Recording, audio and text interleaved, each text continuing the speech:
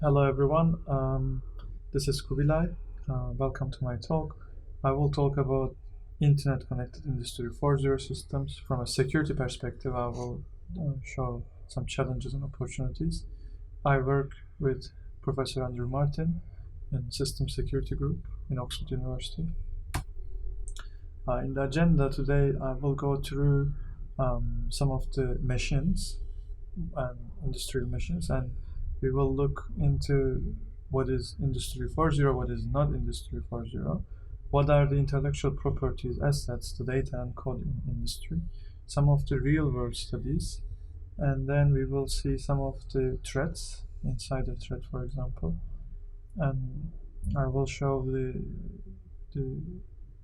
opportunities with the computerized controllers, CNCs, interfaces, and we will look into how we might have some command and control systems for Industry 4.0 and ideal secure smart blueprint factories if we can ever achieve to that. My profile, I'm a postdoc right now. I work on IoT security on many secured projects.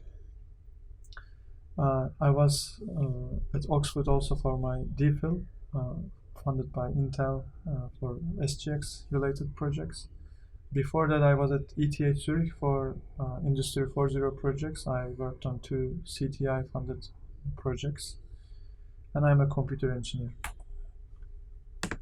When we say IoT, often we understand the consumer IoT with light bulbs, for example, smart objects. And in industry, however, the IoT has a very different definition. Industrial IoT can be big machine tools, basically. Older machines, older industrial machines are manual, for example, these milling machines, etc. And we can convert them to digital machines with some of the digital measurement encoders, and we can attach some numeric controllers, and this can be the first step on digitalization. Later on, once we add some computer numeric controllers, which are those interfaces you see on the bigger machines, we can control the machines more precisely. For example, on the one of the FANUC interface on Torno machine and Mazak machine having Siemens interface, and there are some of those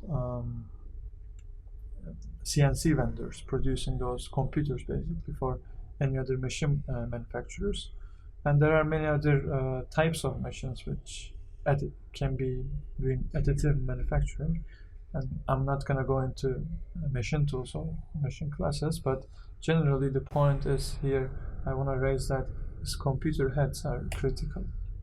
These major vendors in CNC, you can look at MT Connect, FANUC, Moriseiki, Siemens, Heidenhain. All these CNC vendors, they also produce machine. They are manufacturing those machine tools, but also they sell their computer heads to other manufacturers. So one sample view from Aachen machine tools labs, they look like this, and this is a relatively advanced lab. They are also producing those machines here, and this is a prototyping lab, prototyping factory. So this would be called flexible machine line. Rather than having mass production, they would do more mission critical experiments and productions. The critical assets on those environments are in the CNC machines.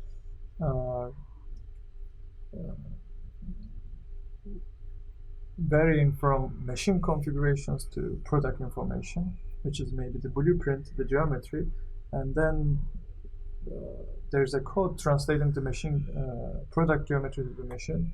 There's material information, cutting parameters, the tool data, the cutter, for example. The tool is the cutter, the knife, basically, the geometry of the tool, material, the type of it, and machine always constantly generates some data during the cutting process, for example, collecting loss of data with the sensors and for other monitoring tools. When do we need CNC? Who uses CNC? Two reasons we can have for CNC. One is high tolerance. Whenever we need high precision, we need CNC because we cannot do it manually with manual machines. And high-end parts, expensive parts in aerospace industry, airplane engines, the wing geometry, these are all produced in CNC. But the profit of internet connection and the Industry 4th revolution is not clear. What benefit it can give to machine users, to the factories. And often the factories are not risking the lose or leak the know-how. No one wants to share the data, and most manufacturing jobs can be completed without the internet connection. The traditional methods use no internet. So there is this now ambiguity. Why do we need internet? Why do we need Industry 4.0 in CNC? What should Industry 4 mean? There is a must that machines must connect the servers to the internet. That is a must, like a hard condition. But when we have a local machine managed in our lab, that is not Industry 4.0. Even if we connect it to an external computer through a LAN or some other connectivity, that is not yet Industry 4.0. In predictive maintenance, that is not Industry 4.0. Although there is internet connection with the machines, data is transmitting between the manufacturer and the factory users. And managing the machines in intranets, that is also not Industry 4.0. These are all good things, good advancements, but they are not exactly Industry 4.0. One example might be reading data from some public-private databases from other factories that you would use somebody else's expertise. But most machine owners, they are only using their own expertise. They are not sharing anything. Collaboration is a difficult thing. Industry 4.0 also couldn't address the heavy machinery. In heavy industry, there is no adaptation of Industry 4.0. These modern technologies do not go into heavy industry. Predictive maintenance, one example, let's take the spindle on a machine. Normally it has a lifetime, let's say 5,000 hours, and it would get a service after. And these manufacturer companies, they can collect the data and guess and predict whenever the problematic behavior will come up and whenever it will need replacement. So they can do more production planning. This is both for this would support both the factory and the user. But this is again maybe advertised as Industry 4.0, that it shares the data over the internet, the usage data, but that is not exactly Industry 4.0. This is called predictive maintenance. One failure example, for example, in the similar to predictive maintenance, one of the companies said, let's put sensors to all of the machines we produce and have them internet connected. And so we could collect the information and improve our models. For example, one of the problems is during the cutting process, there are some errors, and to understand the errors, there is vibration sensors, maybe other microphones to listen, or many other things to collect data, and these can be used to improve the models. So one of the manufacturers tried to collect data from all clients to improve the vibration models with large data, but the scalability in real world doesn't work as planned because it slows down the cutting process, it interrupts, and factories do not want to share their data unnecessarily. There is no literally a direct benefit for them. It may improve the machines, but that stays limited to research projects. This doesn't go to industry. Material information is also critical. There is no central good enough database, for example, in metal cutting. And also the machines are very different, the configurations. Even if you take somebody else's data, it is very difficult to have compatibility. And even the materials itself are different from supplier to supplier. Like let's say one of the standard alloy even the standard codes can be actually different materials at the end. The leading companies, they don't share their data, often they wouldn't, and many companies, they would never allow anybody to interact with the production line. And updates are always seen as risks. Nobody wants frequent updates, just like in software. In computers, we like updates, but in industry, nobody likes updates. They use the oldest operating systems because it runs, it works. Newer machines, they can actually cut more complex geometries by needing less complex special parameters, less engineers, less technicians. But even the monitoring, the local network, the machine behavior is seen as risk. Nobody wants to implement anything additional over the machines. And read permissions are very different than the write permissions in Industry 4. Because the write would never be allowed, but maybe reading can be convinced. One example, material information is a very valuable data information, can be 100 years old. Most research mentions like steel like alloy. They would never get into precise details of the materials. In one of the research study, over 50 cutters to understand which one is better, why, and like the efficiency analysis and wear analysis. At the end, it was found that one of the cutter included less tungsten element, which interacts with aluminium on a certain temperature. When you were cutting an airplane part, aluminium parts, that was having less. The others were having less. Other cutters were having less lifetime than that cutter with the tungsten element. So, but those are even in the studies, they are never mentioned which product, which material has what exactly. So they are all kept private. Other than all the CNC, now I will get into other aspects of Industry 4.0. One real-world example. We have, for example, these feeder robots, where there are lots of objects to be packaged, to be collected by a robot hand, and to be put into the packages. And they use computer vision, software engineering, simulation, and many other things. And in one of the projects we did when I was working in ETH, with about 50,000 line of code, C++, we produced this system where the robot, an additional robot, goes under the plate and learns how to and where to hit the object to flip it, so that the robot hand can hold with ease. Because if for complex geometries, robots cannot hold it, and they have to be in a certain position, and normally they would shake the board, hope that it gets into a good position so that the robot can take it, but we give them a deterministic approach, speeding up the feeding process.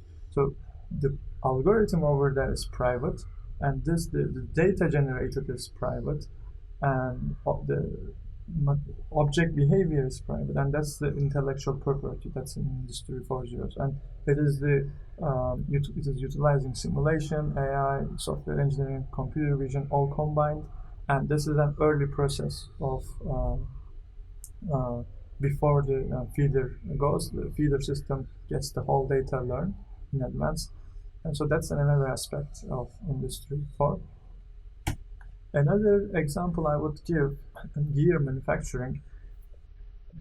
Simulation in early production phase can help on improving the production manufacturing process. It can compute simulation software, can compute complex geometries. And there is the assets that I want to focus is, there's a private input data with hundreds of parameters of gearbox. And for example, one software we worked on was about 200,000 line of C++ code.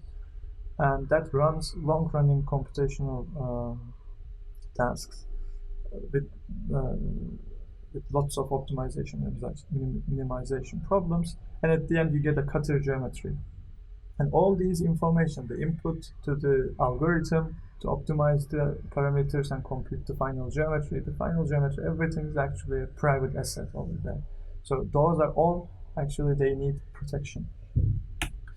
So now, from those aspects, we understand the assets, and now I want to show some of the opportunities. When we look at the CNC control market share, these interfaces market share, if we look at 5 or 6 of them, they would be representing 60 or 80%. 60 in the world market, 80 in the European market, they would represent. And to program these CNC interfaces to have a unified applications, that is not a very difficult job. So they can be exposed to internet through the CNC interfaces. But one of the problem is physical attacks, and important thing is to control the CNC machines in remote locations. And we don't want to control the machine nearby us. And the data in use is one of the problem. But it's not yet solved in the industry. It's somewhat solved in security computer software. So ideally, we could have these smart blueprint factories.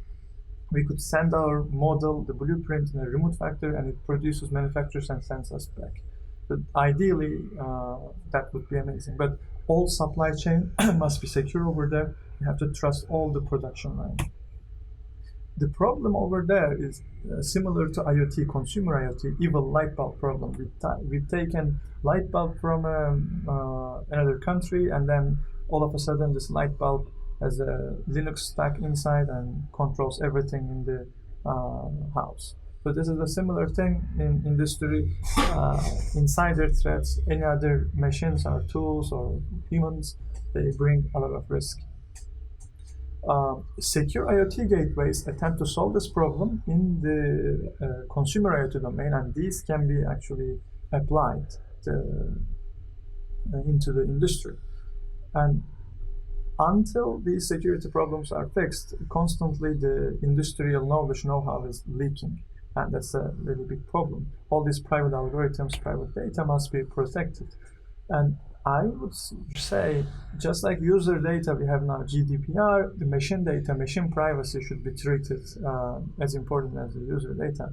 And there must be penalties and the guarantees if anything is protected or not protected, because the law enforcements are very limited. There might be maybe in the future collaborative database pools for the know-how to share it. Maybe it's a new market even. This possibility of unifying the CNC interfaces is really promising. 60 to 80% can be actually programmed. The APIs are just there, and many individual factories are often programming their own applications for their needs, but there is no universal solution yet for that. Machines are continuously equipped with all these sensors, and we have to process this data, and we have to utilize AI over there, because somehow this data is going to be out. And some of the command control centers, if they can ever have, for example, Heidenhain has their own machine management software. But they are somewhat like with Haas, for example. They also have, but very limited, with small notification features, and actually the connection doesn't go from machine to users, but it is going machine to manufacturer, manufacturer to user, where there is a trusted third party. So in the future, the CNCs can be rented as a service. There might be mobility of the production line. You could switch from one machine to another all of a sudden, reduce the one-time costs, rent the CNC, pay per hour. These can be in the horizon. And the remote access for technicians can reduce the human errors. And all these car companies, for example, they could centrally manage the machines from headquarters instead of sending all the private models to all of the factories around, because they leak all the time. And one of the consumer IoT solution, also the project I work on, many secure, we already have some of the practices to be used in industrial gateways, because that is what we need. We cannot allow direct connections to the machines, but we can have industrial gateways to manage the devices, have network segmentation for all the internet internal connections. The update management can come onto industrial machines. All the incoming and outgoing connections, they can be secured with a hub, and all these device configurations can be handled. So there are a lot of practices in consumer IoT domain to be transferred into industrial systems. Another potential could be hardware-assisted trusted computing. We already have a lot of good practices, but we have very limited use of secure hardware in the industry. Other than confidentiality guarantees, industry requires high availability, high reliability, and integrity requirements. And this is actually this makes it a very interesting problem. Another one, software attestation and provisioning can be translated. There are already protected code data loaders to be used in the industry, and it can bring physical security guarantees as well. And at the end, these industrial algorithms, industrial data, they can be exposed as a service, paid services. That one of the factory has some know-how or a feature or something that they can start selling it to another factory, utilize it more, but with limited and controlled permissions. So that's about the end of my talk. I would like to thank Çal and Aras from Aachen Materials Chemistry, Nevzat Bircan Buğdaycı from ETH IWF, and Dr. Uygar Pala from ETH as well, as CTO now at Ford QT. For questions, please email me. And that's all. Thank you very much for listening.